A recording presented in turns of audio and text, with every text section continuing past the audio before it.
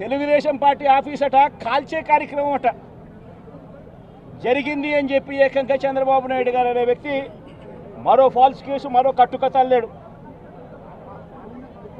ఆఫీసును తగలబెట్టే కార్యక్రమం చేసినప్పుడు ఆ ఆఫీసు ఎవరిది అని చెప్పి ఆ ఆఫీసు ఎస్సీ ఎస్టీలకు సంబంధించిన ఆఫీస్ వారిదే ఓనర్లు అయితే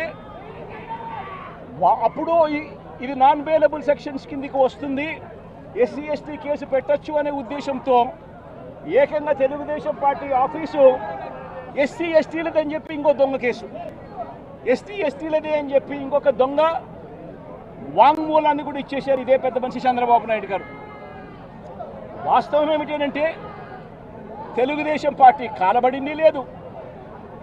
తెలుగుదేశం పార్టీ ఒక ఎస్సీ ఎస్టీకి సంబంధించిన వ్యక్తికి సంబంధించిన ఆఫీస్ బిల్డింగ్ కూడా కాదు.